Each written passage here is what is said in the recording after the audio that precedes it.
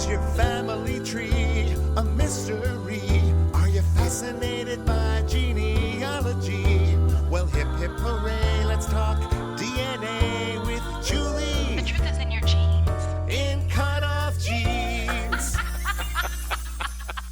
Welcome to CutOff Genes, the podcast that helps you find your truth using nothing but DNA. I'm Julie Dixon Jackson, and I am a genetic genealogist, henceforth known as a Gen Genie. Is she a drunk genetic? I'm a genetic genealogist. Am I slurring? I'm a little slurry right now. It's early. It must be, 11? I am Richard Castle. I am the Gen Genie Jr. and the podcast co-host and producer. If I'm a little slow today, it's because you're slow. I'm a little slow. Yeah. No, actually, Julie and I were just talking about this. We've been doing this. This is episode 80. 80, gang. It's a lot of weeks of podcasts, So and many yet weeks. It's been about 3 weeks since we've done this together because of Thanksgiving, and I was out of town, and then Julie did the crossover podcast, which was fantastic, and so we both feel like, oh gosh, I hope we remember how to do this. Yeah, I'm feeling really rusty, and I think the impending is that the word? Holidays, Yes, are like looming over me. Like I should be decorating right now, or Christmas shopping, or working. Oh, yeah, of course we should. Doing We should be doing all of those things. I know, and so I'm like, and yet here we are. And yet here we are talking into microphones, making jokes. But we love it, and Yes. like old friends. It's like riding a bike. You just don't forget. We just get right back on it, and we're fine. And suddenly I'm Southern. I don't know why. Hey, you were in New York. I was in New York. Do tell. I want to hear all about it. God, I love New York. I just love the city. Even when I start to complain about it, I'm like, oh, I love complaining about it.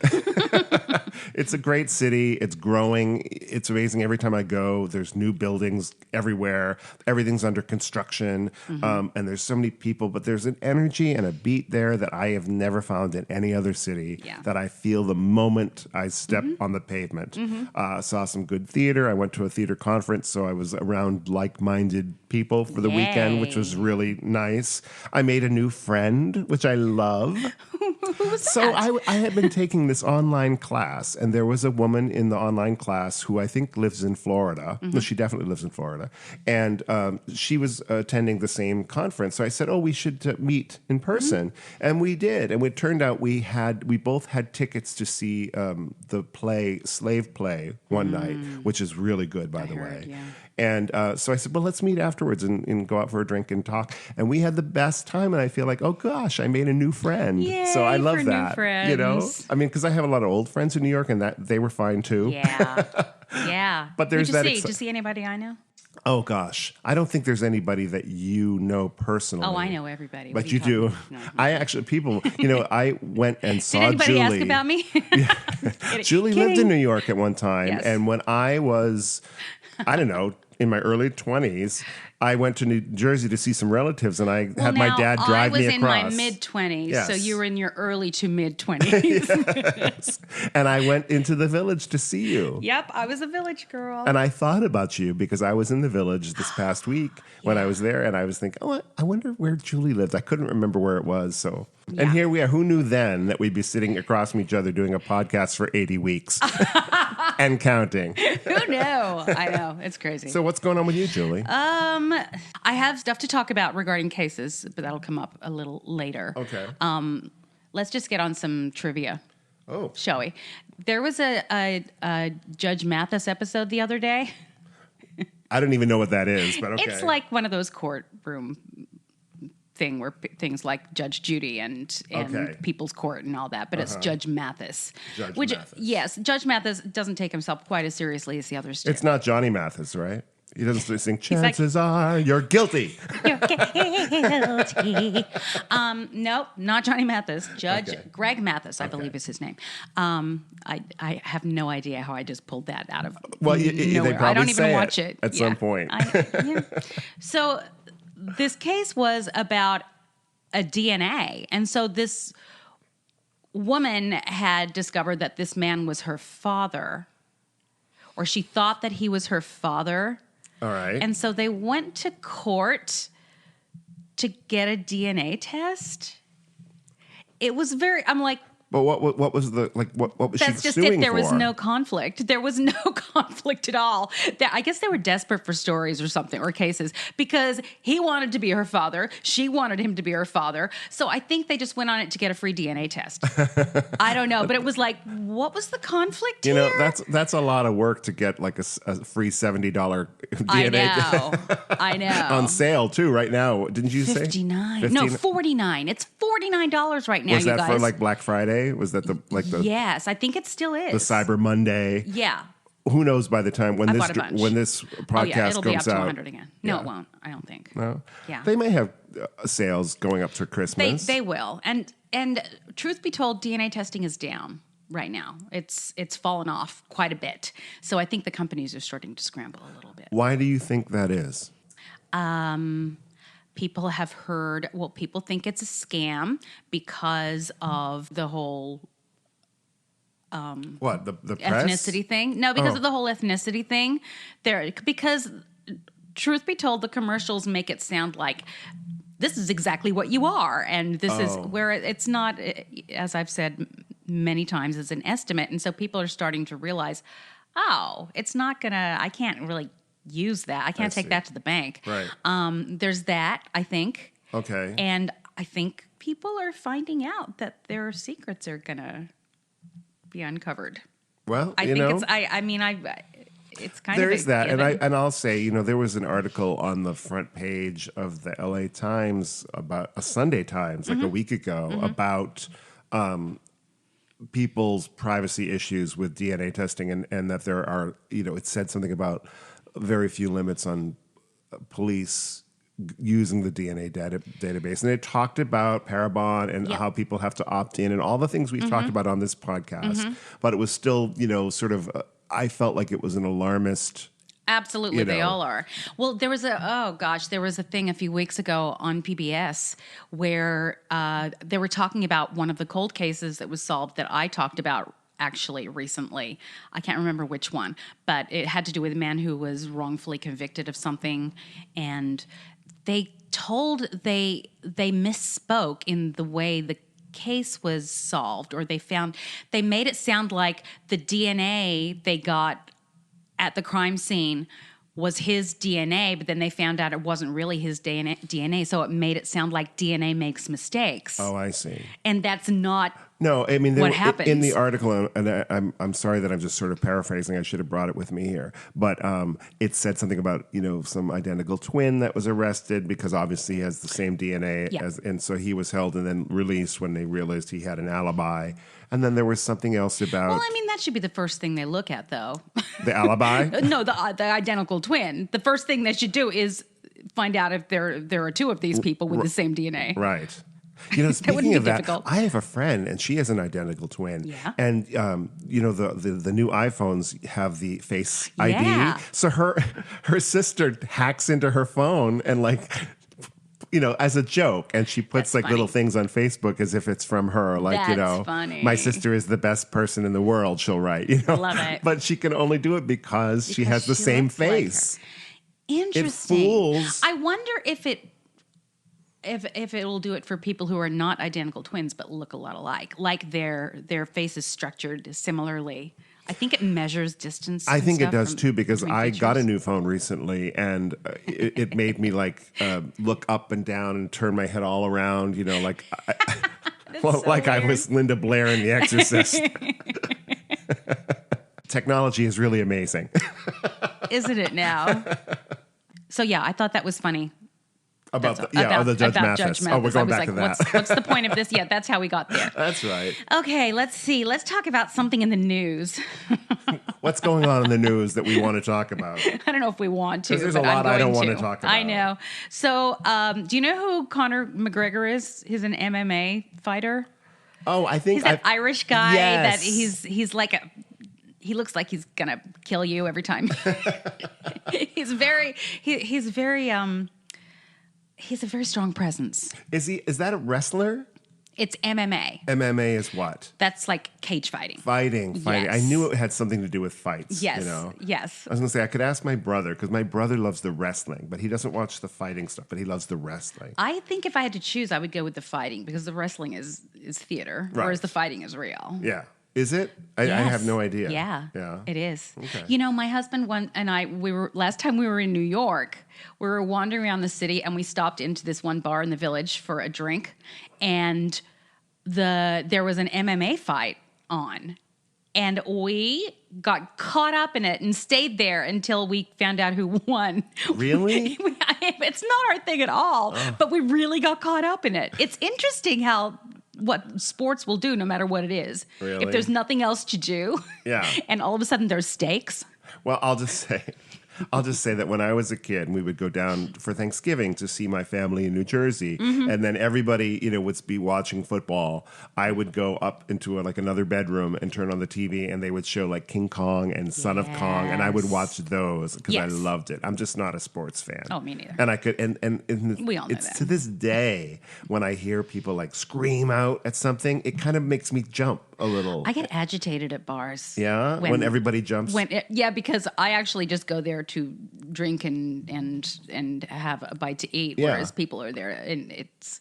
I mean, I'm not agitated at them. It's just that the sudden outbursts. Yes, I scare agree. me. Well, sometimes when I'm performing, I play piano in restaurants, and if there's a TV on in the bar and there's some kind of important game on, and suddenly I'm in the middle of a song, and all of a sudden everybody's like, "Yeah!" I'm like, "Oh wait, guys, I'm not done with the song yet." Wait, you should come up with a little ditty for every time that happens, like a goal song or something, and just break into that whenever. Okay. The sad part is they would not even notice it. It's no, like they wouldn't. You're right. You're but whatever, right. every different strokes for different folks, and a lot of people love that stuff. And now the world don't move to the beat of just one drum. What you talking about, Willis? That's the different strokes theme, guys. And a quote from the late great Gary Coleman. The late great Gary. So anyway, wow, we're really digressing today. Conor McGregor. So he has been proven to not be the father of a 1-year-old girl in Liverpool after a DNA test showed there was zero probability the two were related. Oh, but he thought that it was his daughter? Or he didn't think it was his daughter. Oh. The mother of the child thought it was his daughter. Oh, wow. Yeah. It was another McGregor. There's probably a lot of them. Yeah. Well, it was in Liverpool. He was there for, let me see. The baby's name is Claudia Murray. Claudia is a very Irish name, by the way. So she was kind of hanging. The mom was convinced that it had to be him. Oh, my obviously. gosh. Yeah. She'll be 2 in January. She's been... It says in parentheses, practically proven not to be the daughter of the millionaire sports star. Millionaire, that's the catchword right there. Following 2 years of accusations from mother Terry that she and McGregor had sex on 2 separate occasions when the sports star visited the city being Liverpool. Murray had alleged that the affair took place a month before the birth of McGregor's first child with partner Dee Devlin. Oh. Therein lies the denial. Right. Does he deny that he's had a relationship with this woman? He doesn't deny that he's had a relation. He doesn't deny that he knows her. Okay.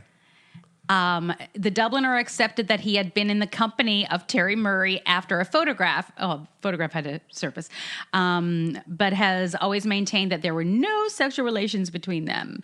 McGregor eventually agreed to the DNA test, which Murray had pushed for. Over the past 2 years, Murray has made several high-profile claims that McGregor is the father of her child and regularly referenced the MMA fighter on Instagram posts, such as when she posted a video of Claudia falling on a trampoline with the caption, "She's like her dad, she can't stay on her feet." Ooh, oh, yikes. What a burn. Yeah. I thought she was going to say, I didn't think it was his child. And so, but when she came out of the womb, she put me in a headlock.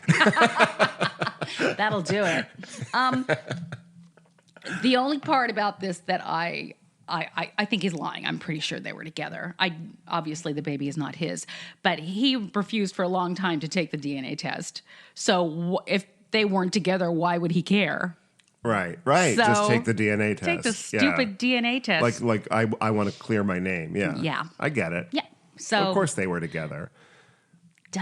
Right? He's an MMA fighter. But maybe he knew that, for whatever they did, that he couldn't be the father, or maybe he was just hoping he wasn't. No, he was thinking he might be. I think did he get a court order to do it? Really? I don't know. Or maybe he was like, oh, well, Yeah. there's no point in fighting this. If she's mine, she's mine. Right. But I think he was probably denying it right up until the test results came back that Yeah. he'd ever been with her. And now I can say, see? Yeah, he's probably has a sigh of relief. Yeah. Ooh, lucky him. Hey, have you seen the Mr. Rogers movie with Tom Hanks? I haven't yet. I loved the documentary that was out about a year ago about Mr. Rogers. I never saw it. Oh, it was Yeah, so I know. I need good. to see it. I heard it's really good. It's strange because my husband has that same reaction to Mr. Rogers because he grew up with Mr. Rogers. Yes. Whereas I was in my mid-teens when I first saw Mr. Rogers. Oh, it's and, different. And I Yeah. thought he was creepy. Oh, yeah? Yeah, I was like, what is, anyway, that's neither here nor there. Guess what? What? Tom Hanks just found out that he's related to Mr. Rogers. I saw that. Oh, my Yeah. gosh. Isn't that funny? And I thought to myself, is this some kind of publicity stunt? But Well, Ancestry figured it out, of course. They're 6 cousins, which is, there's a good chance you and I are 6 cousins. Well, I mean, it's not that. I mean, it's good because I have relatives in the UK, and your relatives Oh, yeah. go back that way, Oh, absolutely. too. So, Yeah, there's absolutely a good chance. Yeah, Yeah. 6 cousins are not that close. Yeah. But still, it's kind of cool that they were able to figure that out. Gosh, I'm trying to think. Someone else they found out is like related to Lincoln, President Lincoln. Oh. And I'm thinking, it wasn't Tom Hanks, too, was it? Wouldn't it be funny if Tom Hanks was related to everybody? I told you I'm still waiting to find out that I'm related to Barbara Streisand. DNA, I'm telling you. If I could just get Barbara to spit into a tube, we all. You don't need to. If Rosalind Kind has done it. That's Barbara's sister. Just grab the microphone from her last concert. She's probably spit all over it. There you go. After she bedazzled it and painted it white. I have a feeling, though, she'll be like Conor McGregor finding out. She'll, thank God I'm not related to him. Thank God. I should be so lucky. Except I don't want any money or anything. I just want to I don't know. It's just a personal, It's bragging rights. bragging rights. Yeah, absolutely. I hear you. All right, so that's my trivia for the day. Let's take a break. If you're enjoying Cutoff Jeans, please subscribe, rate, and review. Now, back to Julie and me. We're back. And in the break, we Googled, is Tom Hanks related to President Abraham Lincoln? And sure enough, he is. 4th cousin 3 times removed. I don't know what that means exactly. I should after 80 podcasts, but Yes, you should. That means that his somewhere 3 generations up from Tom Hanks is a 4th cousin to Abraham I see. Lincoln. But even so, That makes sense. like Yeah. that's amazing. Like Yeah. that Tom Hanks, who's sort of known as an everyman, right? He He's is. like He's literally every man. yeah. Including Abraham Lincoln and Mr. Rogers. Yep. But he was he's sort of the Jimmy Stewart of today, don't you think? Yeah. Like that kind of actor. Yeah. Everybody, he's beloved. He is beloved, and rightfully so, because I've actually met him, and he, it was probably the highlight of my life. Really? A highlight of my life. Really? Yeah, he and Rita Wilson came and saw the Marvelous Wonderettes in North Hollywood. I love that. Is that crazy? Yeah. It was the craziest thing because it's like 99-seat house and they're sitting there right in the middle. He was laughing harder at the jokes than anybody else. Oh, that's so nice. Yeah, and then they came backstage to say hello. And for folks listening, Marvelous Wonderettes is a musical review that Julie started. It's a jukebox musical. Jukebox musical. It's got a book, so it's not a review. Yes, and she was fantastic in it. Actually, I saw the Winter Wonderettes. I don't know that I saw the Marvelous, Oh. but I saw you do that. The Winter Wonderettes is the sequel. Yes. Yes, the Christmas And version. as with anything that Julie sings in, she was amazing. Oh, Yes. Thanks. So now we know about Tom Hanks. What Good else to is know. going on? Okay, here we go. I have a cautionary tale. I don't know where that R came from. I am forewarned. This cautionary tale. Forewarned. All right, I would like to speak a little bit today about boundaries. Yes, let's talk about You're out boundaries. of bounds, No, we sir. need to have boundaries. We talked about this on the podcast. Specifically, in this case, reaching out and dealing with newly found family. So I'm always very careful to make sure like adoptees or people who are looking for family members are aware that though we're hoping for a good outcome, it could also be a bad outcome. Yes. Yes. Yeah. So hope for the best, prepare for the worst. And it's a real mixed bag. Sometimes it is, a fairy tale, and other times it is a literal nightmare. Yes. I had a couple of cases recently that made me do that. The first one has a kind of a happier ending, but it gave me pause in taking some of these cases. Well, you had mentioned another time earlier about somebody, you had contacted and they didn't want to have any contact with your client. And it's sort of hard for you because all you can do is kind of put the information out there. Right. Well, and that's the least of it. I would rather that than what I'm going to tell you about today. Oh, wow. Okay. My ears are really, my interest is piqued. It's peaked. Okay, so a few months ago, I took a case from a woman who wanted to find her father's biological family. Okay. And I did so. So her father was he was okay with it, but it was really her that wanted to find out. So I did the work, and I figured out who this guy's mother was, and he had a half-sibling that was living. And I reached out to the half-sibling, and he was shocked, but, was really like, okay, so who are these people? What, Yes. And so I said, take some time to process. I'll let you, I can give you the number of the daughter and what have you. So a few days later, I hear back from him, and he says, so what do we do about the record that this guy has? I mean, he meant like a rap sheet? Yeah. And I Oh. said, record, what do you mean? He goes, well, it looks like he has a few, like a rap sheet. Yeah. And I, of course, though I work for a PI, I don't do background checks on the clients. No, of course not. I mean, other than their DNA. Yes, exactly. But, yeah. Exactly. So of course, I followed up, and sure enough, yeah, he wasn't violent. It was more like check fraud and I think drug related things. And he's in his 70s now.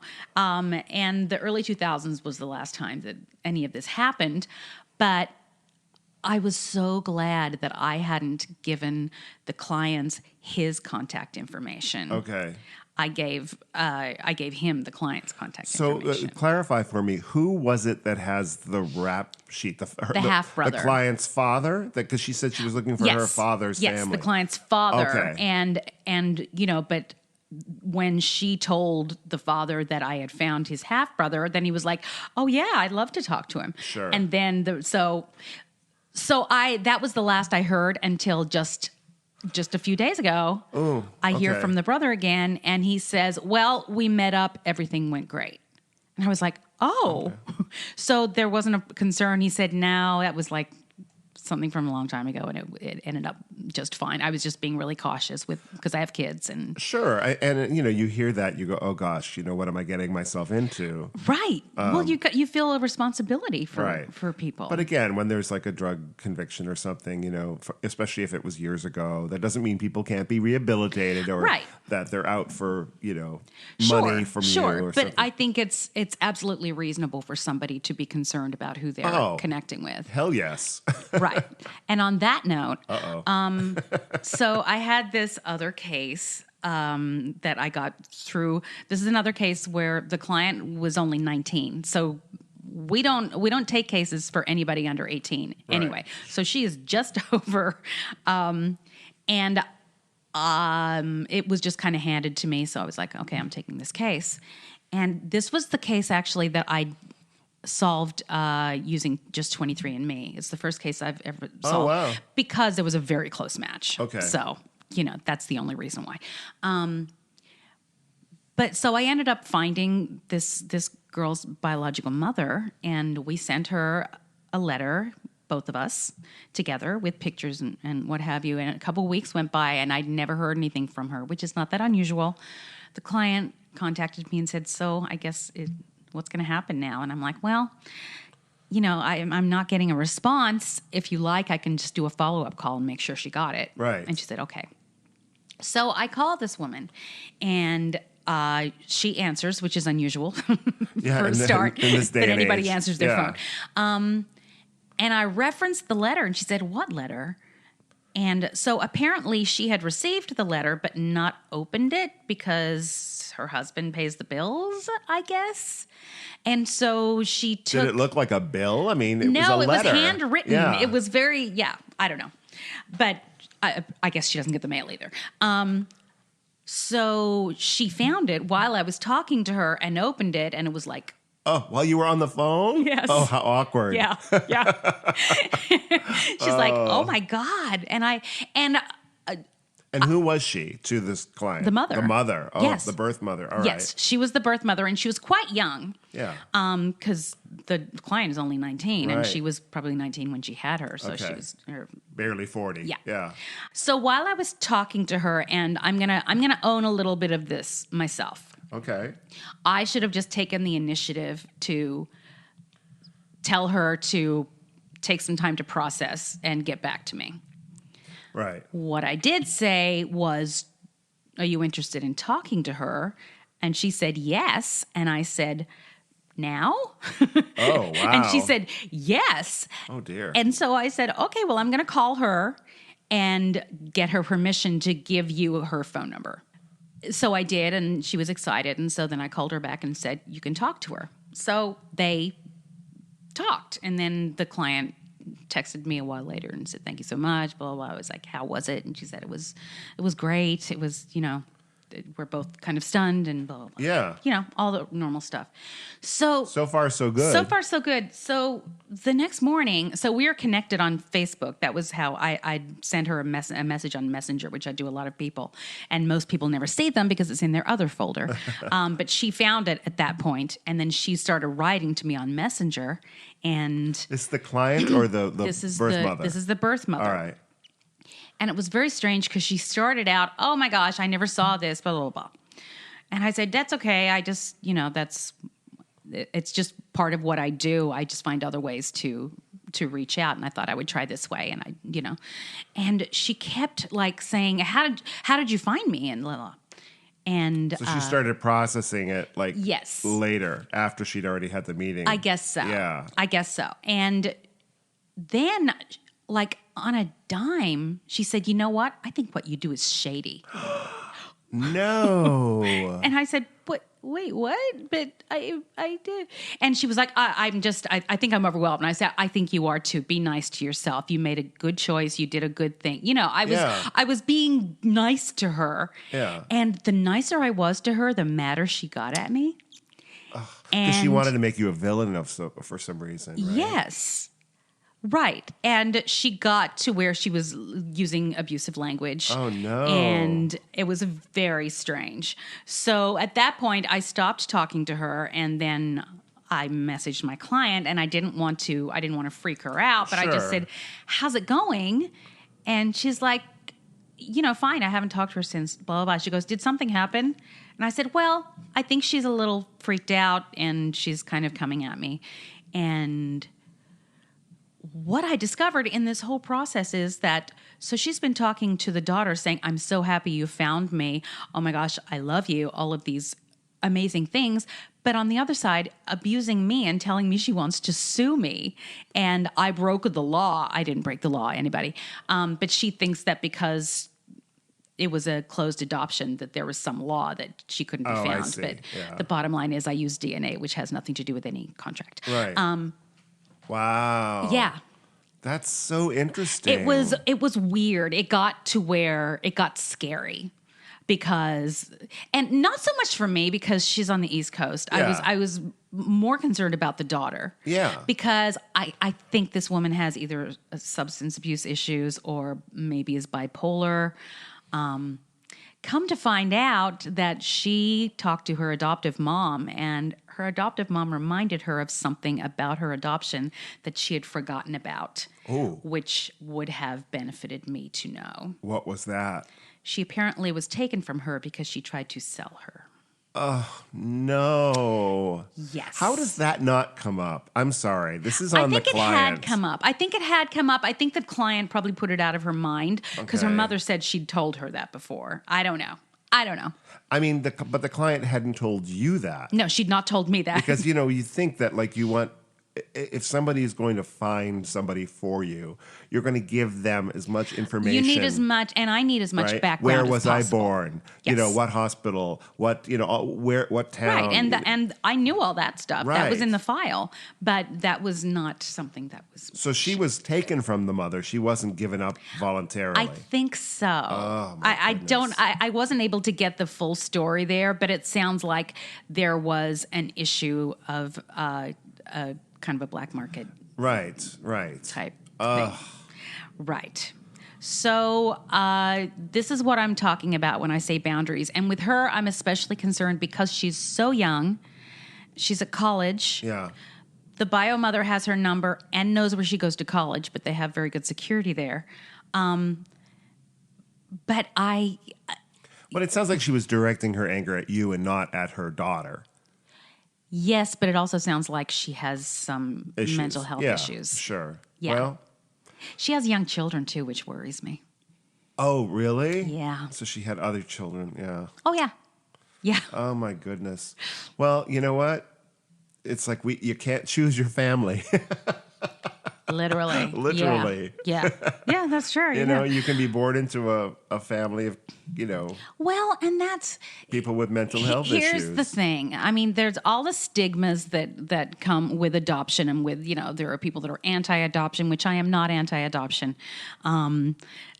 I think there needs to be a lot of adoption reform, and I think we're seeing it very differently than we used to, which is good. Yes. Especially with the opening of birth certificates Yes. and that kind of thing. Right, and just educating people on the adoptee experience Right. and everybody's experience. And so the thing that we need to remember is that adoptions happen most often, I'll say, especially the more recent adoptions, happen most often when it's in an at-risk situation.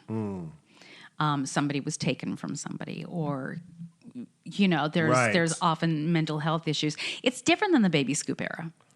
Sure. Oh, it's yeah. very different. These were young girls who were good girls, essentially, made to feel like terrible Just because people. they had a baby out of right, wedlock exactly. or something. And it was a whole different situation. So there's this There are interesting... good reasons why children are taken away from their parents. Yes, there are often. valid reasons. Often, yes. When there's abuse and drug abuse and Yep. unsafe environment for a child. Right. Yeah. Whereas, so that's the dichotomy I'm seeing now with my older clients who were from the baby scoop era. The biggest problem they're confronting is mothers who pretend it never happened or want to forget about it or were told to forget about it and having to break through that stigma. And then with the younger ones, it's people who were not fit to have a child, and there's a reason that they don't have those children with them. That's fascinating, Julie. Yeah. I find that fascinating, especially because, like you said, as we become more lack of a better word, woke. Wow. No, about adoption and Yeah. all that, like what we just talked about, that the whole relationship is changing, right? Mm-hmm. Oh, that's fascinating. Yeah, I'm really, I've learned so much in the last year of doing bet. this. It's just every case is blowing my mind. I bet. Yeah. But So, I'm hoping that you maybe blocked this woman from contacting you on Facebook Messenger. I didn't because I want to keep the line of communication open because I feel a responsibility with the daughter. Yeah. So if she displays any more erratic behavior, I want. And also the daughter... let her know that she and I are in touch. Right. And anything she says to me gets back to her. Right. So I think that's probably a good way to handle it so that Okay. she knows that, but it's very strange because I'm so glad we found each other as if I didn't have anything to do with it. I'm the bad person. Don't blame the messenger. Yeah, right? exactly. It is like that though, right? You know, Yes. back in the old like a king gets a message he did. He killed the and messenger, he killed right? the messenger. It's like Harsh. bad news, right? Oh my I mean, God. why would you want to be a messenger in those days? Well, why? Why do you want to be a messenger now? Point taken. Now that message. Now let's take a break for a brief message. Thank you for listening to Cut Off Jeans with Julie Dixon Jackson and Richard Castle. That's me. It's that time of the show. Story time. I missed it so. Time. This week we have the first part of my conversation with Michelle Tokar, who is actually friends with Patty Bevere, a former Epic Odyssey participant. Yes. Okay. And so we had a little conversation, and this is the first part of it, and we'll see you on the other side. Hey, everybody. I have on the line Michelle Tokar to tell her story. How are you, Michelle? Good. How are you? I'm well, thank you. We had a little bit of a mix-up. I forgot that I was supposed to be talking to Michelle today. So we're a little behind the times, but we're good to go. Michelle, somebody referred you. Who was that? My friend Patty Bevere. Oh, Patty Bevere, who had her Yes. own Epic Odyssey. Yeah. Exactly. Yes, she actually mentioned me in her podcast. She so. did. Oh, cool. Full circle moment. Okay. Yeah. So I'm excited to hear the story. So please start from the beginning or wherever you want to start, and let's hear it. Okay. Well, I was raised an only child. My mom was adopted, who raised me. Mm-hmm. So when she passed away in 2011, I was kind of left on my own. I didn't have much family. My dad had remarried and moved out of state. It was getting close to St. Patrick's Day, which is very close to my birthday.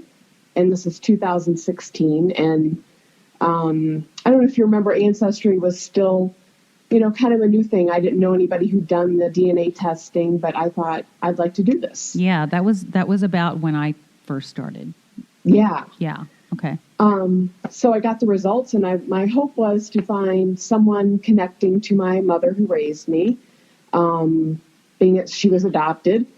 And I had 2 small children. I was concerned we had a lot of health problems in our family. My mother did. And I wanted to make sure that it wasn't something heritable that my daughters and I were going to have issues with. Right. So you were basically hoping that maybe you could find something on your maternal line. Yes, exactly. Okay. So I get the results back, and I take a look at them, and nothing looks familiar at all. But at this point, I didn't even know what I was looking for, really. It was kind of a brand new thing. So I have a third cousin match is my closest match. Okay. I think it was about 135 centimorgans. So not really that great of a match. Was that your top match? Yes. Oh, wow. Yeah. Yeah, that's not great. No. But luckily, I had gone down the list and decided I would email these people and just kind of briefly tell them my story and hope for, somebody to help me a little bit, maybe. Okay. So I did, and this lady actually responded.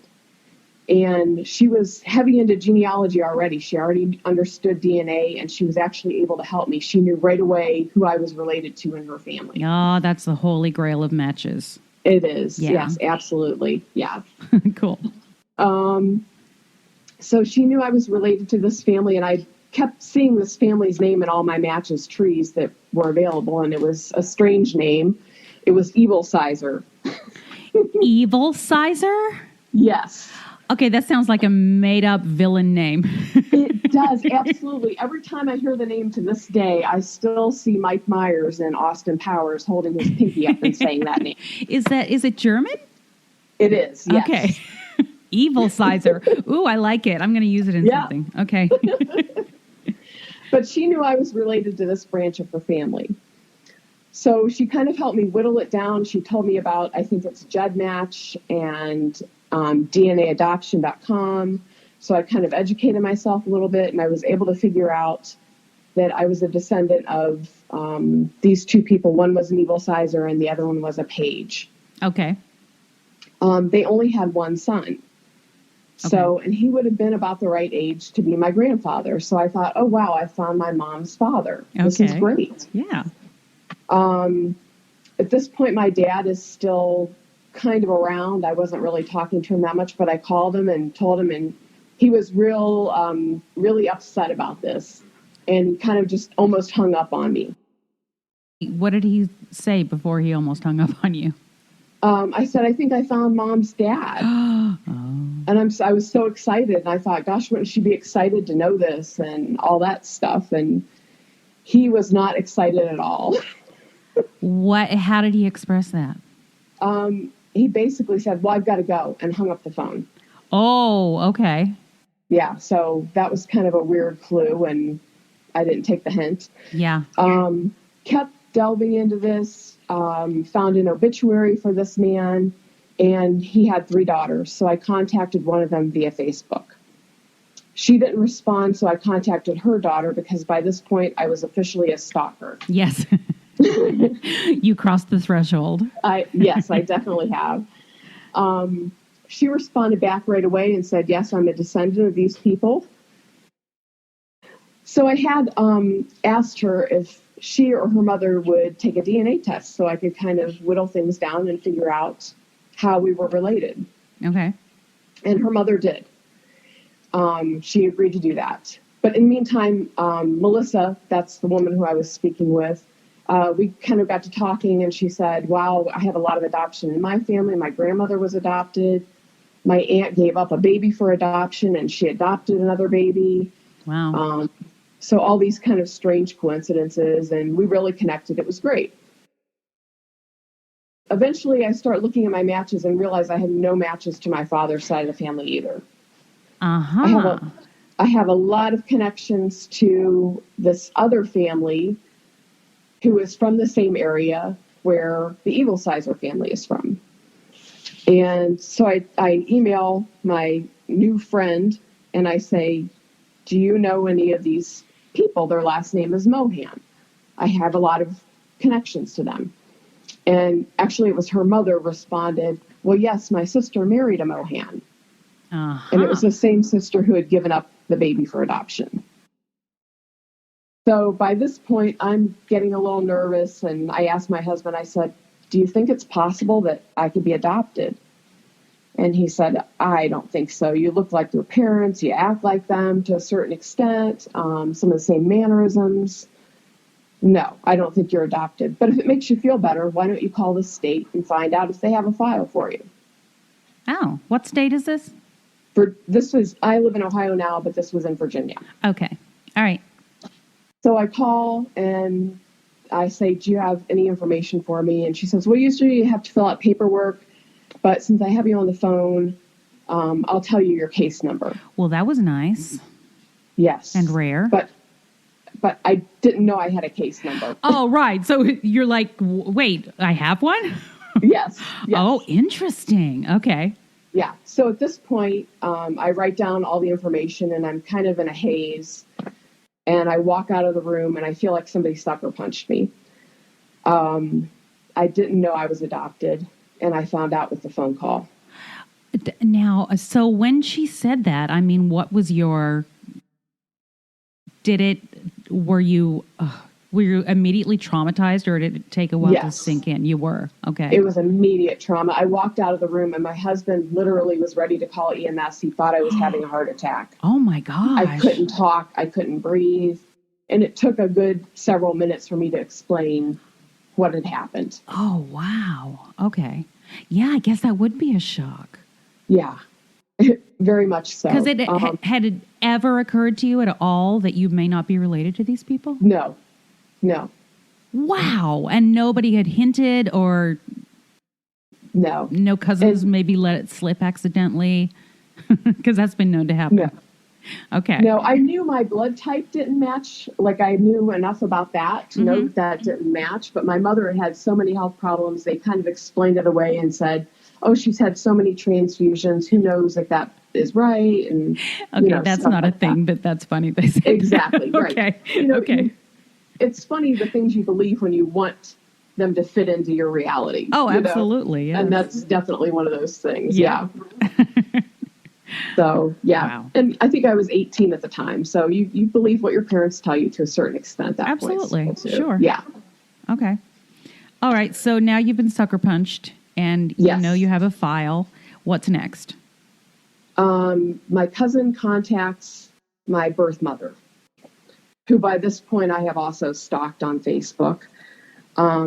It takes her a good amount of time to get back in touch with me. So wait a second. So the cousin's mother took the test Yes. for you, and what was the match? What did it That come came up as? back as an aunt. I think it was over 1,600 centimorgans. Okay. It's either a half sibling or an aunt or a grandparent. Yes. Okay. Yes, Okay. but- Oh wow. Yeah, that's pretty. That'll do it.